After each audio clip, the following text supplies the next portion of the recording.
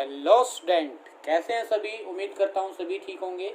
एक बार फिर से मैं आप सभी का स्वागत करता हूं आपके अपने यूट्यूब चैनल पैशन केमिस्ट्री पर। तो नाइन्थ क्लास में जैसे हम पढ़ रहे थे चैप्टर 2 जिसका नाम है is matter around us pure. तो इसमें हमने बात कर ली थी कंसंट्रेशन ऑफ सॉल्यूशन तक। कंसंट्रेशन ऑफ सॉल्यूशन में मैंने आपको कुछ न्यूमेरिकल्स दिए थे। काफ़ी बच्चों ने अच्छा रिस्पॉन्स भी किया है, उनका मैं बहुत ही थैंक्स या बहुत ही शाबाशी देने की बात है ये तो, कि बच्चे कुछ अच्छे से काम कर रहे हैं और वो कह सकते हैं कि गुड के लायक हैं, वेरी गुड के लायक हैं एक तरीके से। ठीक है, बहुत ही अच्छी बात है बेटा, ऐसे ट्राई आपको करना चाहिए। ठीक है, जिसने रिस्पॉन्स किया है, जिसने मेरे पास क्वेश्चन के आंसर कमेंट बॉक्स में दिए हैं या वैसे पर्सनली दिए हैं, ठीक है, उनके लिए थैंक यू। ओके, तो आज हम करेंगे सैचुरेटेड सॉल्यूशन और अनसैचुरेटेड सॉल्यूशन क्या होता है। सैचुरेटेड सॉल्यूशन और अनसैचुरेटेड सॉल्यूशन क्या होता है। देखो, मैं सच्ची बात आपको एक बता रहा हूँ विश्वास के साथ कि बच्चे है ना 12th पास आउट हो जाते हैं। मैंने देखा है खुद से पर्सनली, 12th पास आउट हो जाते हैं और उनको यही नहीं पता चलता कि सैचुरेटेड सॉल्यूशन क्या होता है और अनसैचुरेटेड सॉल्यूशन क्या होता है।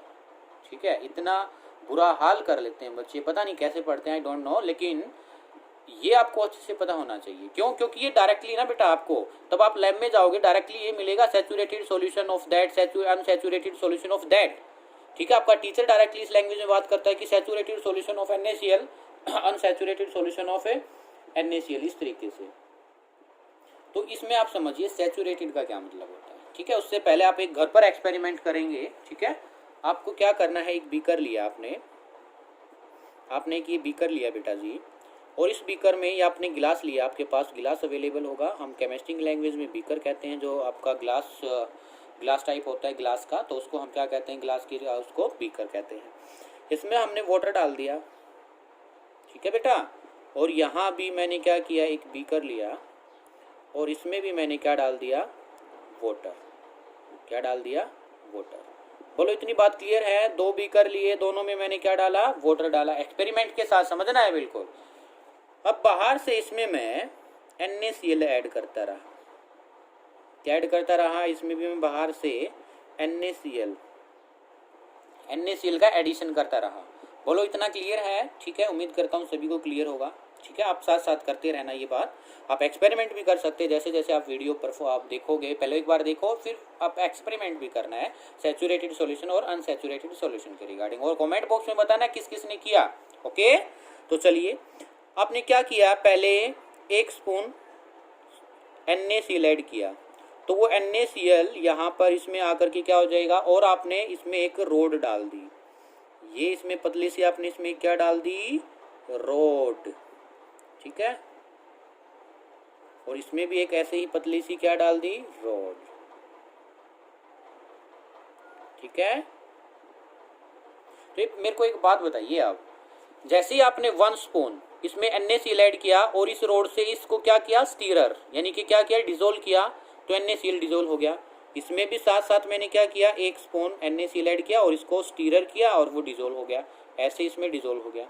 फिर मैंने एक और किया बेटा, आपने देखा कि सर वो तो हमारा वो भी डिजोल्व हो गया। एक और किया, वो भी डिजोल्व हो गया। एक और किया, वो भी क्या हो गया, डिजोल्व हो गया। तो ऐसे आप करते रहेंगे, लेकिन हमारे पास एज्यूम कीजिए 1 2 3 4 5 6 स्पून के बाद जो आपने 7 स्पून डाली, ये 7th, इसको जो मैं सर्कल कर रहा हूँ ये क्या है, 7 spoon of NaCl, 7 spoon of NaCl। ऐसे ही 1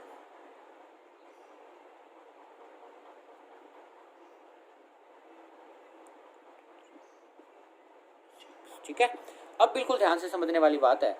देखो, जो 7 स्पून जो थी, जो 7th मैंने आपको रिप्रेजेंट किया, 7 स्पून जो आपने NaCl का ऐड किया था, मतलब आपने एक किया, स्टीरर किया, डिजोल्व हो गया, सेकंड किया, स्टीरर किया, डिजोल्व हो गया। ठीक है, और फिर ऐसे ही 6 तक सेम प्रोसेस रहा, लेकिन 7th पर आकर के जो 7 स्पून है, 7 स्पून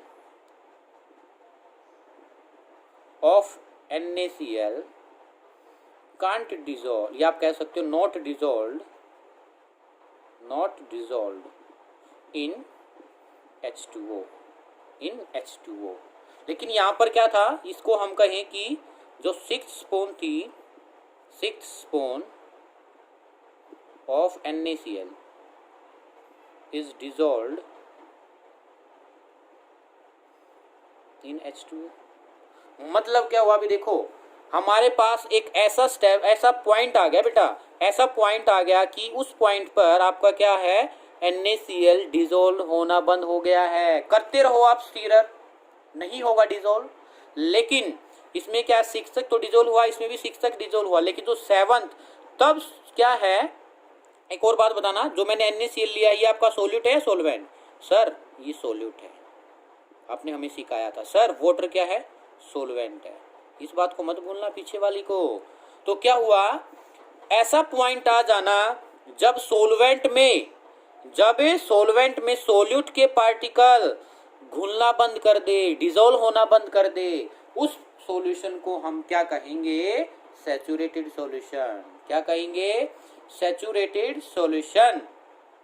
और इसमें हम क्या कहेंगे, वो सॉल्यूशन तब तक आपका सोल्यूट डिसॉल्व होता रहे सॉल्यूशन के अंदर, उसको हम क्या कहेंगे, अनसैचुरेटेड सॉल्यूशन। समझ आया नहीं आया, बोलो बेटा जी, यस और नो। समझ में आ गया, वेरी गुड, ठीक है। तो क्या होगा कि ऐसा पॉइंट जहां पर सोल्यूट सोलवेंट के अंदर डिसॉल्व होना बंद हो जाए, उसको तो हम कहेंगे saturated solution.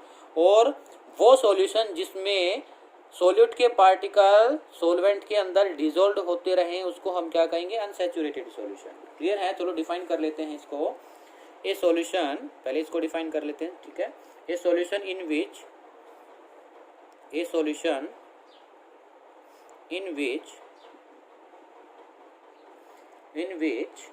no more solute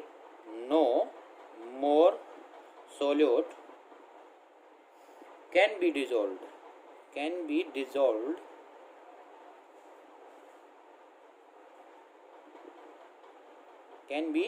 dissolved at that temperature. At that temperature is called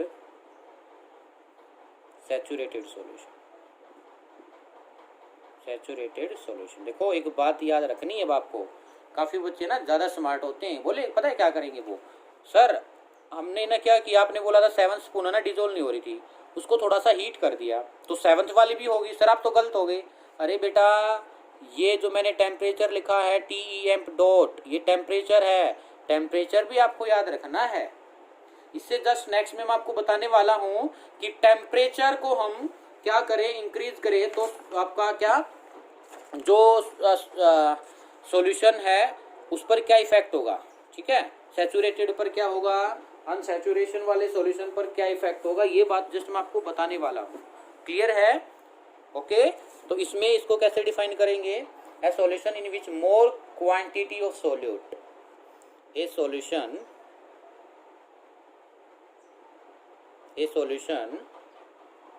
in which more, देखो इसमें मैंने अंडरलाइन कर दिया, ये मोर है और यहाँ पर नो मोर, ठीक है। मोर क्वांटिटी का क्या मतलब होता है, मात्रा, quantity of solute can be dissolved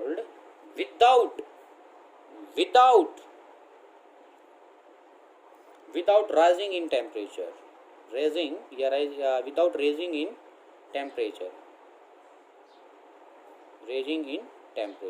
मतलब आपको टेम्परेचर को इंक्रीज नहीं करना है, सिर्फ सेम टेम्परेचर पर। एज्यूम कीजिए कि हम अपना एक्सपेरिमेंट किस पर 25, आपका आज का टेम्परेचर कितना होगा, एज्यूम कर सकते हैं आप कि चलो 38 डिग्री सेल्सियस पर हमने ये एक्सपेरिमेंट किया, तो 38 पर ही ये होना चाहिए आपका, 38 डिग्री सेल्सियस पर ही।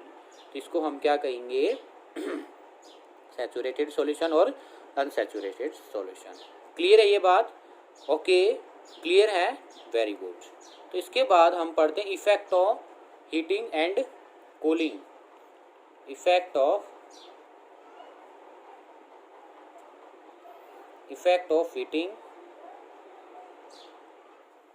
And cooling on a saturated solution। अब ये पॉइंट बहुत ज़्यादा इम्पोर्टेंट है। जो बच्चे ज़्यादा स्मार्ट होते हैं ना, कह रहे थे सर हम तो हीट करके देखेंगे तो क्या होगा बताओ, तो वो बच्चे ध्यान से सुन लेना। देखो अभी एक कॉन्सेप्ट मैं थोड़ा सा और भी बताने वाला हूँ, थोड़ा और डीप जाने वाला हूँ। एक बात आपको पता है या आपके माइंड में आई है या नहीं आई, आई डोंट नो, लेकिन काफ़ी बच्चे पूछ लेते हैं कि सर आप एक बात बताओ, ऐसा क्या होता है कि तब हम सॉल्यूशन में जैसे H2O में NaCl डाला, उसमें वो डिजोल्व हो जाता है, जो NaCl है वो वाटर में डिजोल्व हो जाता है, तो डिजोल्व क्यों होता है, वो वाली बात आपको सुन लेनी है। ठीक है, ये मैंने एक बीकर लिया था और इसमें मैंने पानी डाला था ऐसे, ये क्लियर है। ये मैंने बीकर लिया था और इसमें मैंने क्या डाला था, वाटर।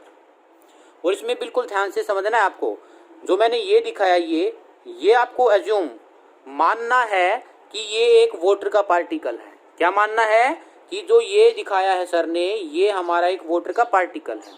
क्लियर है इतनी बात? सभी बच्चे बताइए इतनी क्लियर है? तो जैसे ही आपने NaCl ऐड किया था, NaCl, तो बेटा NaCl का भी एक ये पार्टिकल होगा, यस और नो।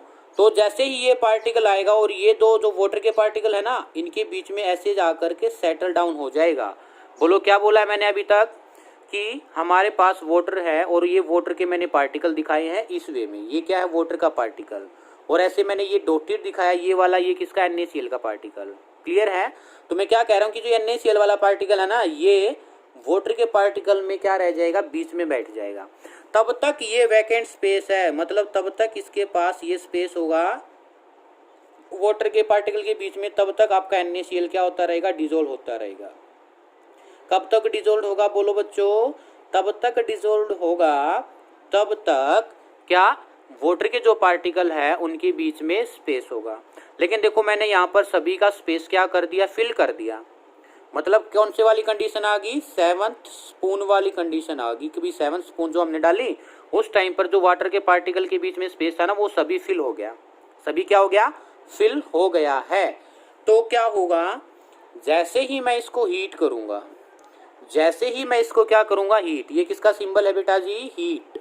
तो जैसे ही मैंने इसको हीट किया तो क्या हुआ कि जो ये पार्टिकल थे वाटर के, ये थोड़े से और दूर दूर हो गए। अब इतना दूर दूर आ गए, इतना दूर दूर आ गए, इतना दूर दूर आ गई। ये क्लियर हुई बात? तो ये दूर दूर आने से क्या, देखो more space, more space, more space. अगर ये मोर स्पेस होगा तो ये मोर स्पेस होने की वजह से जैसे ही आप इसमें और NaCl डालोगे, वो डिजोल्व होना स्टार्ट हो जाएगा। क्लियर है ये बात? ठीक है, तो यही बात है बेटा, जैसे ही हम क्या करते हैं, सैचुरेटेड सॉल्यूशन को हीट करेंगे, if we heat saturated solution then कह सकते हो आप, इट बिकम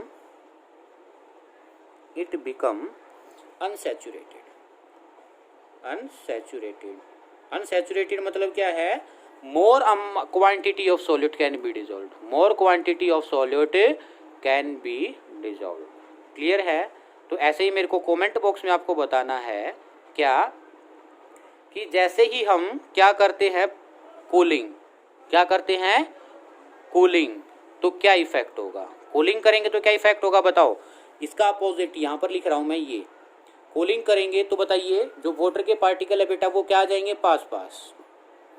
वाटर के जो पार्टिकल थे ये बिल्कुल पास पास आ जाएंगे। देखो इसमें तो कुछ स्पेस दिखाई दे रहा था, लेकिन इसमें नेग्लिजिबल स्पेस है, नेग्लिजिबल स्पेस है। मतलब नेग्लिजिबल स्पेस का मतलब क्या है, जो वाटर के पार्टिकल थे ना वो बिल्कुल पास पास आने लग गए, इकट्ठा हो गए, वो क्या हो गए, इकट्ठा। तो अब जहां पर 7 स्पून इसमें डिजोल्व हो रही थी ना, अब ये हो सकता है कि इसमें सिर्फ 5th या 5th स्पून ही क्या हो, 5th spoon can be dissolve. इसका मतलब क्या हुआ कि जो हमारे पास ये सैचुरेटेड सॉल्यूशन था, ये 7 स्पून पर बन रहा था, लेकिन जैसे ही मैंने क्या लिखा यहाँ पर ब्रैकेट में लिख रहा हूँ कूलिंग, जैसे मैंने इसको कूल डाउन कर दिया तो ये क्या होने लग जाएगा, 7 स्पून तक तो पहले डिजोल्व हो रही थी, लेकिन अब सिर्फ इसमें 5 spoon of NaCl he dissolve होंगी। तो इसका मतलब क्या है कि हम कह सकते हैं कि प्रेशर डिक्रीज करने से कूलिंग करने से, यहाँ पर लिख रहा हूँ मैं ये बात, कूलिंग से क्या होता है, जो सॉल्यूशन है वो रैपिडली सैचुरेटेड बन जाता है। सॉल्यूशन बिकम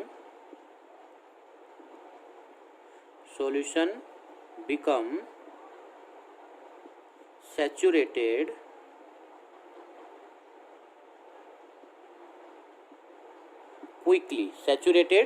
क्विकली, यहाँ पर लिख रहा हूँ क्विकली,